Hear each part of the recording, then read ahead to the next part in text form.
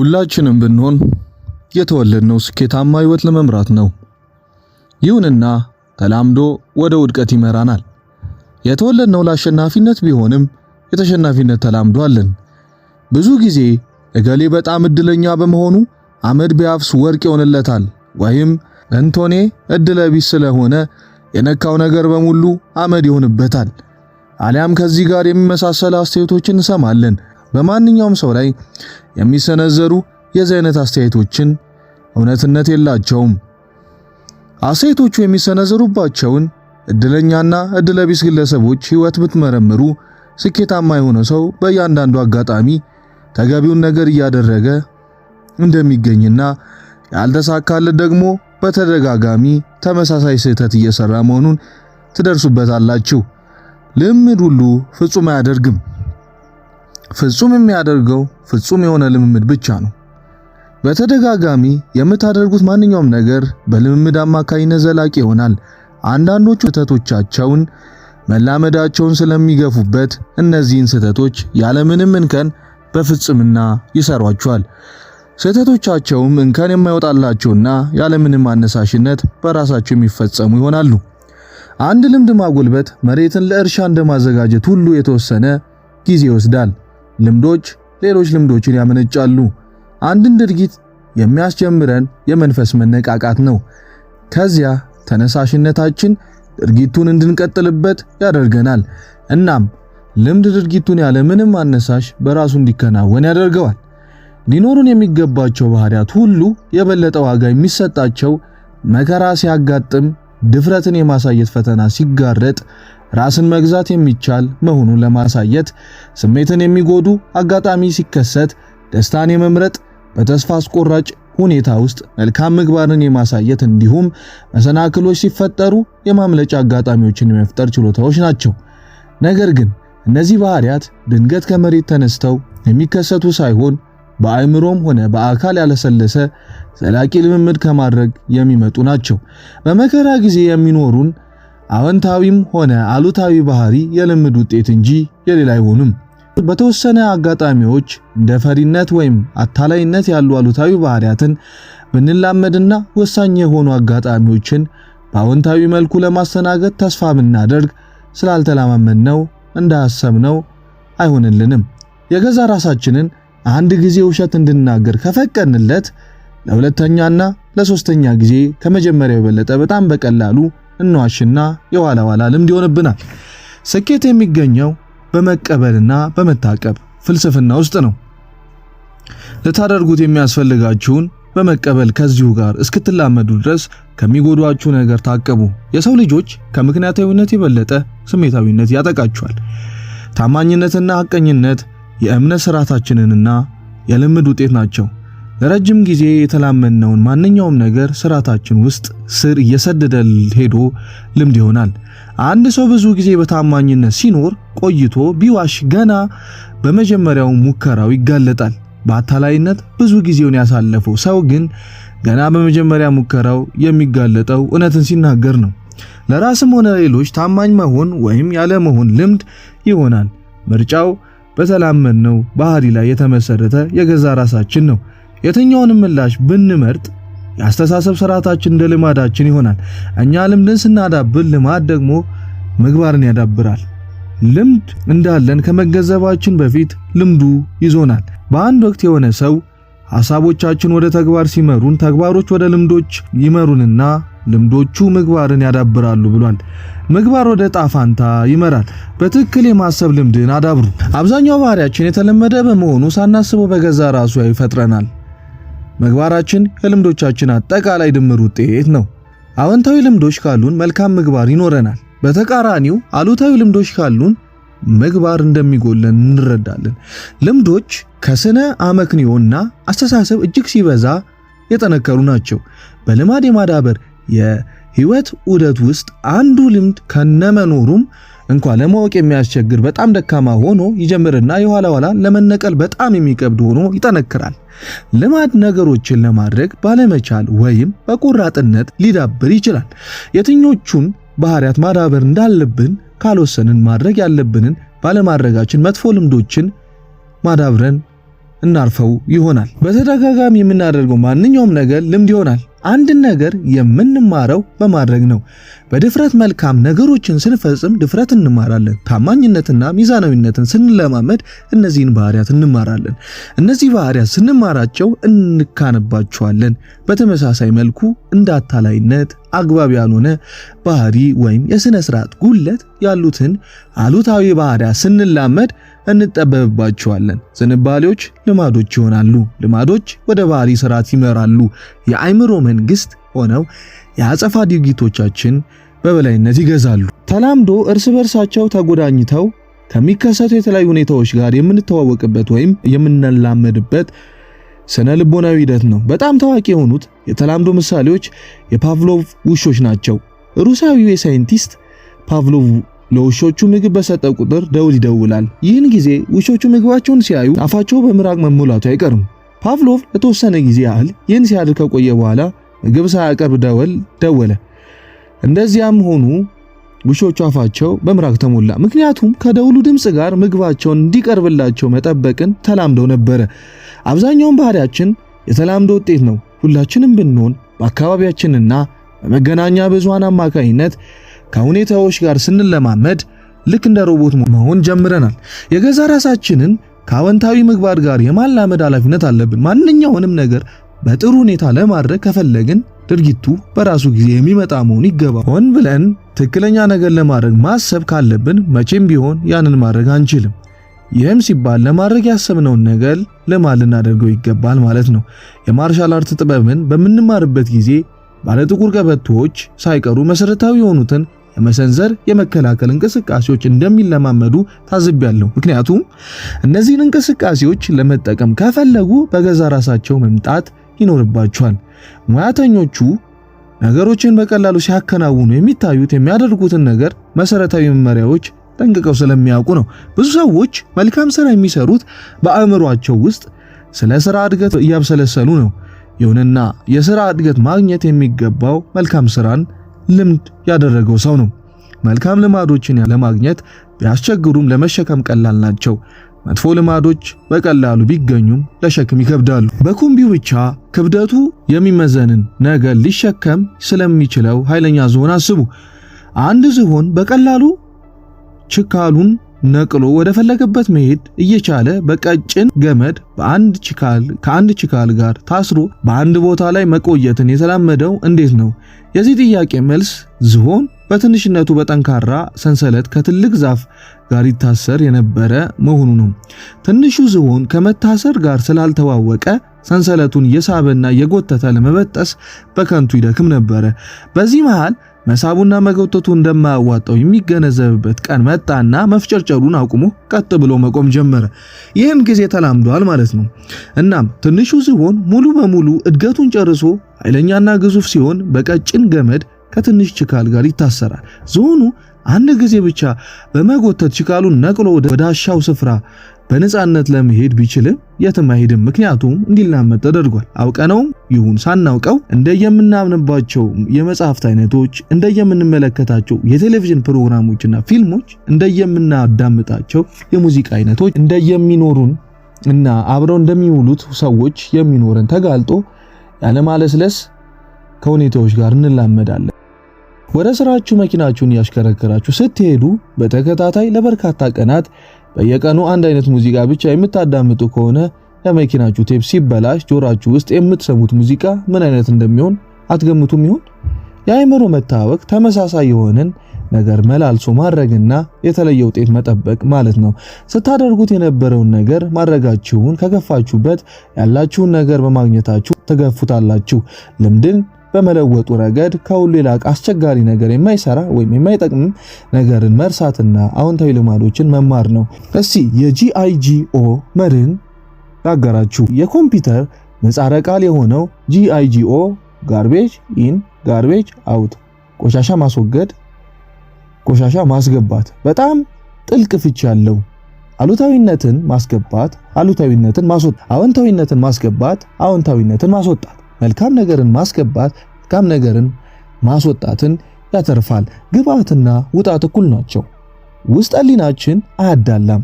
በአእምሮአችን ውስጥ ልናስገባው የመረጥነውን ማንኛውንም ሐሳብ ውስጥ ህሊናችን ይቀበለውና ባህሪያችን በዚያ መሰረት ይንጸባረቃል። ቴሌቪዥን በእሴቶቻችን በአስተሳሰባችንና በባህላችን ላይ ተጽዕኖ የማሳደር አቅሙ በጣም የጎላ ነው። ይህ በርካታ መረጃዎችን የሚቀበልን ቴሌቪዥን ለዛችንን በማሳካት እሴቶቻችንን በማበላሸት እንዲሁም የወጣት አጥፊዎችን ቁጥር በመቀነስ በኩል ከፍተኛውን ድርሻ ይዛል። አንድ ሕፃን ዕድሜው 18 ዓመት በሚሞላበት ጊዜ በቴሌቪዥን ከ200,000 የሚበልጡ ኃይል የተቀላቀለባቸው ድርጊቶችን ያያል። የማስታወቂያ ባለሙያዎች ታዳሚዎቻቸውን በማላመዱ በኩል የተዋጣላቸው ናቸው። በአንድ ወሳኝ አጋጣሚ ወቅት ኩባንያዎች ለ30 ሰኮንድ ማስታወቂያ ወደ $1 ሚሊዮን ገደማ ያወጣሉ። ውጤት የሚያገኙበት መሆኑ አጠያያቂ አይደለም። አንድን አይነተኛ የለስላሳ መጠጥ ወይም የጥርስ ሳሙና ማስታወቂያ ስናይ ወደ ሱፐርማርኬት ሄደን የዚያኑ አይነት ዕቃ እንሸምታለን። በማስታወቂያ ያየነው ካልሆነ በስተቀር ሌላ የለስላሳ መጠጥ ለመግዛት አንፈልግም። ለምን? ምክንያቱም እንደ ሰዓት ስለተሞላን በዚህ መሰረት እናደርጋለን። አንድን ማስታወቂያ በቴሌቪዥን ስንመለከት ወይም በራዲዮ ስናዳምጥ ህሊናችን አያዳምጥም። ይሁንና ውስጥ ህሊናችን ክፍት በመሆኑ የሚደፋበትን ሁሉ ለመቀበል ይገደዳል። ከቴሌቪዥን ጋር ተከራክራችሁ ታውቃላችሁ? በእርግጥ አትከራከሩም። ፊልም ቤት ስንገባ እንስቃለን፣ እናለቅሳለን። ምክንያቱም ስሜታዊ ግብአት ቅጽበታዊ የሆነ ስሜታዊ ውጣት ስላለው ግብአቱን ከለወጣችሁት ውጤቱም ይለወጣል። ንቃተ ህሊናና ውስጥ ህሊና እስቲ እንመልከታቸው። ንቃተ ህሊና የማሰብ ችሎታ አለው። መቀበል ወይም ውድቅ ማድረግ ይችላል። ውስጥ ህሊና ግን ተቀባይ ብቻ ነው። ለአእምሮአችን የፍርሃት የጥርጣሬና የጥላቻ አስተሳሰቦችን ከመገንባት የገዛ ራሳችን አእምሮ የሚያቀርባቸው ሐሳቦች ተቀስቅሰው እነዚህ ነገሮች ወደ ገሃድነት ይተረጉሟቸዋል። ውስጥ ህሊና እንደ መረጃ ማከማቻ ማዕከል ነው። ውስጥ ህሊና እንደ መኪና፣ ንቃተ ህሊና ደግሞ እንደ ሹፌር ነው። ከሁለቱ የበለጠ ኃይል ያለው ውስጥ ህሊና ነው። ጉልበት ያለው መኪናው ቢሆንም መቆጣጠሪያው ሹፌሩ ጋር ነው።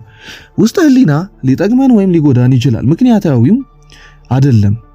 ስኬታማ ካልሆንን ውስጥ ህሊናችንን እንደገና መምላት ያስፈልገናል። ውስጥ ህሊና እንደ አትክልት ስፍራ ነው። የምንተክልበት እጽዋት ምንነት አያሳስበውም። ገለልተኛ በመሆኑ ምንም አይነት ምርጫ የለውም። መልካም ዘሮችን ከዘራን መልካም የአትክልት ስፍራ ይኖረናል፣ አለበዚያም የማይፈለጉ አረሞችን የበቀሉበት ሜዳ ይሆናል።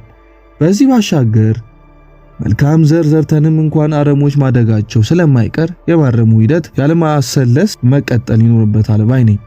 የሰው ልጅ አእምሮ ከዚህ በምንም አይለይም። አዎንታዊና አሉታዊ አስተሳሰቦች በአንድ አይነት ጊዜ አእምሮን ሊቆጣጠሩ አይችሉም። ስኬታማ ለመሆን በአዎንታዊ መልኩ መሞላት ፕሮግራም መደረግ ያስፈልገናል። እንዴት ብስክሌት መጋለብ እንደተማርን አስታውሱ። በዚህ ሂደት 4 ደረጃዎች አሉት። የመጀመሪያው ደረጃ የማይታወቅ ችሎታ የለሽነት ይባላል። በዚህ ደረጃ ላይ ያለማወቃችንን እናውቃለን፣ ያለማወቃችንን አናውቅም። ትንሽ ልጆች ሆነን ብስክሌት ስለመጋለብ የማይታወቅ አለማወቃችን ሌላ፣ ብስክሌት መጋለብ አንችልም፣ ችሎታ የለሽነት። ይህ የማይታወቅ ችሎታ የለሽነት ደረጃ ነው። ሁለተኛ ደረጃ ላይ በሚታወቅ ችሎታ የለሽነት ልጁ ብስክሌት ስለመጋለብ ያውቃል፣ ይሁንና ራሱ ብስክሌት መጋለብ አይችልም። በመሆኑም እያወቀም ችሎታ የለሽ ይሆናል። ከዚህ በኋላ መማር ይጀምርና ወደ 3ኛው ደረጃ ማለትም ወደሚታወቅ ቻይነት ይሸጋገራል። በዚህ ጊዜ ብስክሌት መጋለብ ይችላል፣ ነገር ግን በእያንዳንዱ የእንቅስቃሴ ሂደት ላይ ትኩረት ማድረግ ይኖርበታል። ስለዚህ ልጁ ሆነ ብሎ እያሰበበትና እየጣረ ብስክሌት መጋለብ የሚችል ወይም ቻይ ይሆናል። ሕፃኑ ልጅ ስራዬ ብሎ ለብዙ ጊዜ ብስክሌት መጋለብ ከተለማመደ ስለ እያንዳንዱ የእንቅስቃሴ ሂደት ማሰብ ላያስፈልገው ይችላል። በዚህ ጊዜ ወደ 4ኛ ደረጃ ወደ የማይታወቅ ቻይነት ሂደት ይሸጋገራል። አጠቃላይ የእንቅስቃሴው ሂደት በገዛ ራሱ የሚከናወን ይሆናል። ልጁም ብስክሌት እየጋለበ ከሰዎች ጋር ማውራትና እጁን በማወዛወዝ ሰላምታ መስጠት ይችላል። አሁን የሚታወቅ ቻይነት ደረጃ ላይ ደርሷል። በዚህ ደረጃ ላይ በእንቅስቃሴዎች ማተኮርም ሆነ ስለ ሂደቱ ማሰብ አያስፈልገውም፣ ምክንያቱም የባህሪ ስርዓቱ የገዛ ራሱን ይመራል። እኛም ማናቸውንም አዎንታዊ ልምዶችን ሁሉ እዚህ ደረጃ ላይ እንዲደርሱ እንሻለን። ያለመታደል ሆኖ ምናልባት የማይታወቅ ቻይነት ደረጃ ላይ ያሉና ለእርምጃችን ጎጂ የሆኑ ጥቂት አሉታዊ ልምዶች ይኖሩን ይሆናል። የቴኒስ ስፖርት ወዳጆች የሆኑ 2 የወንድሜ ልጆች አሉ።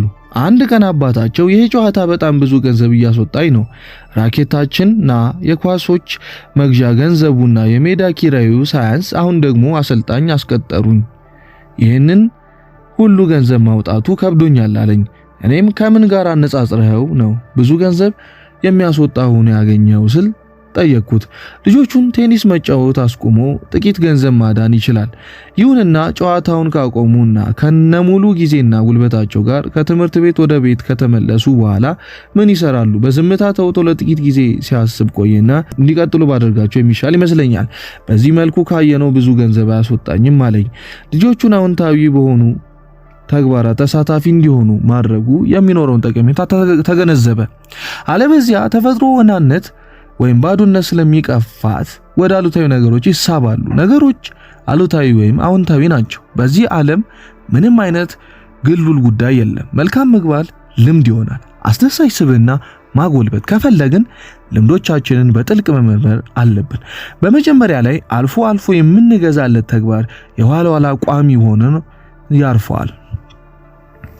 እስቲ ራሳችንን የሚከተሉ ጥያቄዎች እንጠይቅ። የሥራዬን ጥራት እንዲበላሽ እፈቅዳለሁኝ?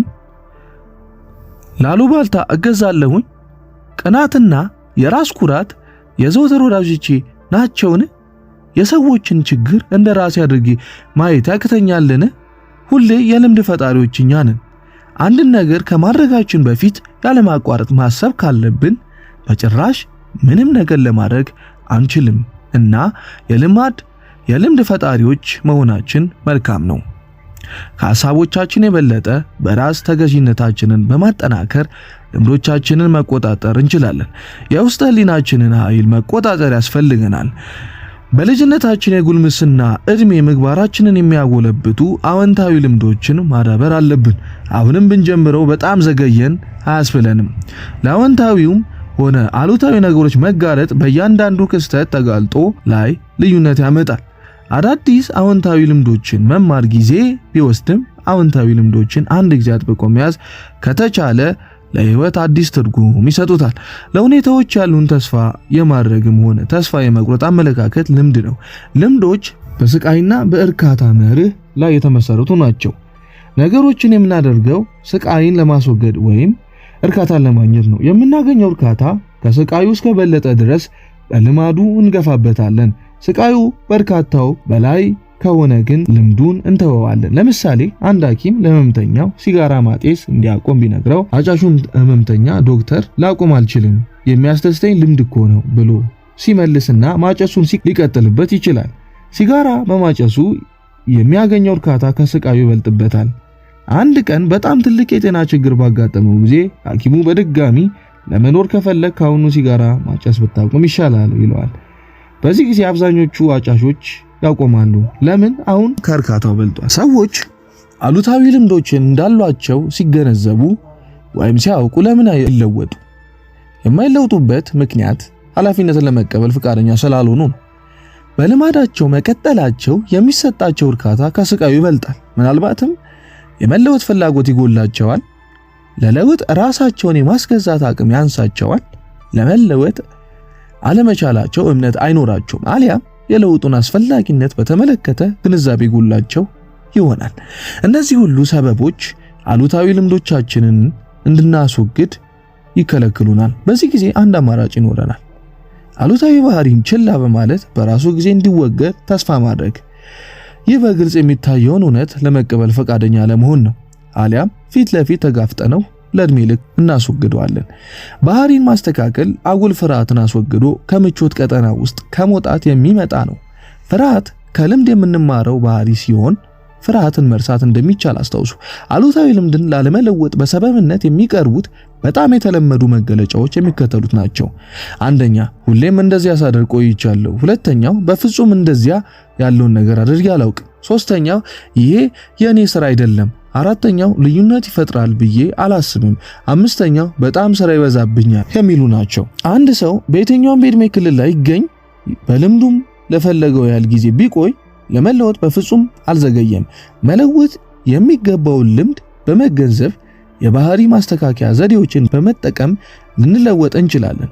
ላረጀ ውሻ አዲስ ተንኮል ማስተማር አይቻልም የሚለው የድሮ ተረት ስህተት ነው። እኛ ሰዎች እንጂ ውሾች አይደለንም። የተንኮል ተግባር እያከናወን አይደለም። ራስን የሚጎዱ ባህሪያትን በመርሳት አዎንታዊ ባህሪያትን መማር እንችላለን። እርል ናይቲንጌል እንዳሉት የስኬታማ ሰዎች ሚስጥር ስኬታማ ያልሆኑት ለማድረግ መወዷቸውንና የሚያደርጓቸውን ነገሮች የማድረግ ልምድ ማዳበራቸው ነው። ያልተሳካላቸው ሰዎች የሚያደርጓቸው ነገሮች አስቧቸው። እነዚህ ነገሮች ስኬታማዎቹም ሊያደርጓቸው አይፈልጓቸውም። ይሁንና እንደዚያም ሆኖ ያደርጓቸዋል። ለምሳሌ ስኬታማ ያልሆኑ ሰዎች የልምድ ስርዓትን፣ አድካሚ ስራን ወይም ቃልን መጠበቅ አይወዱም። ስኬታማ ሰዎችም ቢሆን የልምድ ስርዓትንና አድካሚ ስራን አይወዱም። አንድ አትሌት በየቀኑ በጠዋት ተነስቶ የመሮጥን የልምድ ስርዓት አይወደውም፣ አይፈልገውም። ነገር ግን ምንም ባይወድና ባይፈልገው ያደርገዋል። መልካም ልምዶች ስላዳበሩ የፈለገውን ነገር ቢመጣ እነዚህ ነገሮች ከማድረግ ወደ ኋላ አይሉም። ልምዶች ሁሉ እንደ ቀልድ ይጀምራሉ፣ የኋላ ኋላም ለማቆም በጣም አስቸጋሪ ሆነው ያልፉታል። ዝንባሌዎች ልምዶች በመሆናቸው ሊለወጡ ይችላሉ። ጥያቄው ያለው አሮጌዎቹን አሉታዊ ልማዶች በማስወገድ በአዳዲስ አዎንታዊ ልማዶች መተካቱ ላይ ነው። መጥፎ ባህሪያትን ከማስወገድ ይልቅ መከላከሉ የበለጠ ይቀላል። መልካም ልማዶችን የሚገኙት ፈታኝ ነገሮችን ከማስወገድ ነው። መደሰትና መከፋት ልምዶች ናቸው። ምርጥ ችሎታ አንድ ባህሪ ወይም ዝንባሌ ልምድ እስኪሆን ድረስ ሆን ተብሎ ከሚደረግ ተደጋጋሚ ጥረት የሚገኝ ውጤት ነው። በገዛ ራስ የሚቀርብ ሐሳብ ምንድን ነው? ለመሆን የምትፈልጉትን ሰው አስመልክታችሁ ካሁን ጊዜ የምታስቡት ሐሳብ ነው። በገዛ ራስ የሚቀርብ ሐሳብ ስለ ገዛ ራስ ለገዛ ራስ እንደሚጻፍ የንግድ ማስታወቂያ ነው። የዚህ አይነቶቹ ሐሳቦች በንቃተ ህሊናችሁም ሆነ በውስጥ ህሊናችሁ ላይ ተጽዕኖ የሚያሳድሩ ሲሆኑ እነሱም በተራቸው ዝንባሌና ባህሪ ላይ ተጽዕኖ ያሳድራሉ። በገዛ ራስ የሚቀርቡ ሐሳቦች ውስጥ ህሊናችሁን የምትሞሉባቸው መንገዶች ናቸው። አዎንታዊ ወይም አሉታዊ ሊሆኑ ይችላሉ። አሉታዊ የሆኑ በገዛ ራስ የሚቀርቡ ሐሳቦች ምሳሌዎች ደክሞኛል፣ እኔ አትሌት አይደለሁም፣ በማስታወስ ችሎታዬ ደካማ ነኝ፣ በሂሳብ ትምህርት ደካማ ነኝ ወዘተ። ለራሳችሁ አሉታዊ የሆነ በገዛ ራስ የሚቀርቡ ሐሳቦችን ስትሰጡት ውስጥ ህሊናችሁ አምኖ ስለሚቀበላችሁ የሚጠበቀውን ነገር እውን ለማድረግ ባህሪያችሁ ውስጥ ይንጸባረቃሉ። ለምሳሌ አንድ ለገዛ ራሱ የማስታወስ ችሎታ ደካማ ነው የሚል በገዛ ራስ የሚሰነዘር ሐሳብ የሚያቀርብ ሰው ከሌላ አዲስ ሰው ጋር ቢተዋወቅ የማስታወስ ችሎታዬ ደካማ በመሆኑ ለማስታወስ በሞክር እንኳን ምንም አይጠቅመኝም ብሎ ለራሱ ስለሚነግረው የሰውየውን ስም ለማስታወስ ምንም አይነት ጥረት አያደርግም። እናም በእርግጠኝነት በሚቀጥለው ጊዜ ሲገናኙ የሰውየውን ስም አያስታውሰውም። ይሄኔ በድጋሚ ማስታወስ ችሎታዬ ደካማ ነው ብሎ ለራሱ ይነግረዋል። ይሄ በጭራሽ ማብቂያ የለሽ የሆነ ዑደት በቃውን ነገር እውን የሚያደርግ ሂደት ነው። አንድ ሰው በተደጋጋሚ በሆነ ነገር ላይ እምነት ካሳደረ ይህ ነገር ወደ ውስጥ ህሊናው ዘልቆ ገሃድ ይሆናል። በተደጋጋሚ የተነገረው ውሸት አብዛኛውን ጊዜ እንደ እውነት ሆኖ ተቀባይነት ያገኛል። ለምን? አዎንታዊ ሐሳቦች አይኖሩንም። ምክንያቱም አእምሯችሁ ውስጥ ልትፈጥሩት የምትፈልጉት ምስል እንዲኖራችሁ የምትፈልጉትን እንጂ የሌላችሁን አይደለም። ከአእምሯችሁ ውስጥ የቀረጻችሁት የትኛውን ምስል ገሃድ ይሆናል። በገዛ ራስ የሚቀርቡ ሐሳቦች የድግግሞሽ ሂደት ናቸው። አንድን ሐሳብ በጣም ከደጋገማችሁት አብዛኛውን ጊዜ ወደ ውስጥ ህሊናችሁ ዘልቆ ይገባል። ለምሳሌ በገዛ ራሳችሁ ዘና ብያለሁ፣ ራሴን የመቆጣጠር መንፈስ የረጋ ሰው ነኝ ብትሉ ለሁኔታዎች ራሳችሁን ተቆጣጥራችሁ የተረጋጋ ምላሽ ይሰጣላችሁ። በገዛ ራስ የሚቀርቡ ሐሳቦች አሉታዊ መሆን አይገባቸውም። ዝርክርክ ነኝ አትበሉ። ከዚያ ይልቅ ሁልጊዜም ዝግጁ ነኝ በሉ። በገዛ ራስ በሚቀርብ ሐሳብ ውስጥ አሉታዊ ቃል ሲኖር ልናስወግደው የምንፈልገው አሉታዊ ምስል ይፈጥራል። ስለ ሰማያዊ ዝሆኖች አታስቡ ብዬ በነግራችሁ ወዲያውኑ በአእምሯችሁ ውስጥ የአንድ ሰማያዊ ዝሆን ምስል ብቅ ማለቱ አይቀርም። በራስ የሚቀርቡ ሐሳቦች አዎንታዊ መሆን ይገባቸዋል። ምክንያቱም የምናስበው ምስሎች እንጂ በቃላት አይደለም። እናት ብል አእምሯችሁ ውስጥ ምን ይፈጠራል? አብዛኛው ጊዜ እናታችሁ ምስል ፊታችሁ ላይ ድቅን ይልባችኋል እንጂ እናት የሚለው ቃል አይመጣላችሁ። በገዛ ራስ የሚቀርቡ ሐሳቦቻችሁ በአሁኑ ጊዜ ግለጹ። ለምን? ምክንያቱም አእምሯችን በእውነተኛ ተመክሮና በሐሳብ ወለድ ተመክሮ መካከል ያለውን ልዩነት መናገር አይችልም። ለምሳሌ ወላጆች ልጃቸው ምሽት 3 ሰዓት ተኩል ላይ ወደ ቤት እንዲመጣ ቢጠብቁትም እሱ ገና አልመጣም። አሁን ደግሞ ሌሊት 7 ሰዓት ሆኗል። በወላጆቹ አእምሮ ውስጥ ምን እየተፈጠረ ሊሆን ይችላል? ምናልባት ሁሉም ነገር በጥሩ ሁኔታ እየተከናወነ መሆኑን ተስፋ ሊያደርጉ ይችላሉ። አደጋ እንዳልገጠመው ተስፋ አለኝ ብለው ቢያስቡ ምን ይፈጠራል? የደም ግፊታቸው ያሻቅባል። ይሄ ሐሳብ ወለድ ተመክሮ ነው። እውነታው ልጁ በፓርቲው ዝግጅት እየተዝናና የሚገኝ መሆኑንና ያልመጣውም ግዴለሽ ስለሆነ ሊሆን ይችላል። ልጁ በእርግጥ ምሽት 3 ሰዓት ተኩል ላይ ወደ ቤቱ እየመጣ እንደነበርና ነገር ግን አደጋ እንዳጋጠመው ብናስብ ምን አይነት ሁኔታ ይፈጠራል? ልክ እንደ በፊቱ ሁሉ የደም ግፊታቸው ያሻቀባል። በመጀመሪያ ሐሳብ ወለዱ ተሞክሮ እውነት አልነበረም። በሁለተኛው ጊዜ ግን እውነት ሆኗል። በሁለቱም አጋጣሚዎች የሰውነት አጸፋ ምላሽ አንድ አይነት ነው። ውስጠ ህሊናችን እውነተኛና ሐሳብ ወለድ ተሞክሮች አይለይም። ውስጠ ህሊና ማዘጋጀት በገዛ ራስ የሚቀርቡ ሐሳቦች አሉታዊ ልምዶችን ለማስወገድና አዎንታዊዎቹን ለማጎልበት ሊጠቅሙ ይችላሉ። ሁላችንም ብንሆን ሳይታወቀን እነዚህ ሐሳቦች እንጠቀምባቸዋለን። ለምሳሌ ጠዋት ቀደም ብለን በመነሳት የምንሄድበት ቦታ ካለን ማታ ስንተኛ ለራሳችን በ12 ሰዓት መንቃት እንዳለብን እንነግረዋለን። እናም አብዛኛውን ጊዜ የሚቀሰቅሰን ድምጽ የሚሰማ ሰዓት እንኳን ሳይኖረን በሰዓቱ ከእንቅልፋችን እንነቃለን። በገዛ ራስ የሚቀርብ ሐሳብ አእምሮአችንን የምንጠብቀውን ነገር እውን ያደርግ ዘንድ ቃል እንዲገባ የምንሞላበትና የምናላምድበት መንገድ ነው። በገዛ ራስ የሚቀርብ ሐሳብ ለውስጠ ህሊናችን ወደ ገሃድነት የሚተረጉሙ አዎንታዊ ሐሳባችን የምናቀርብበት ተደጋጋሚ ሂደት ነው። ድግግሞሹ በጥልቅ ኃይለኛ ስሜቶች ካልታገዘ በስተቀር ብቻውን በቂ አይሆንም። በገዛ ራስ የሚቀርብ ሐሳብ በአይነ ህሊና የማይታይ ከሆነ ውጤት አይኖረውም።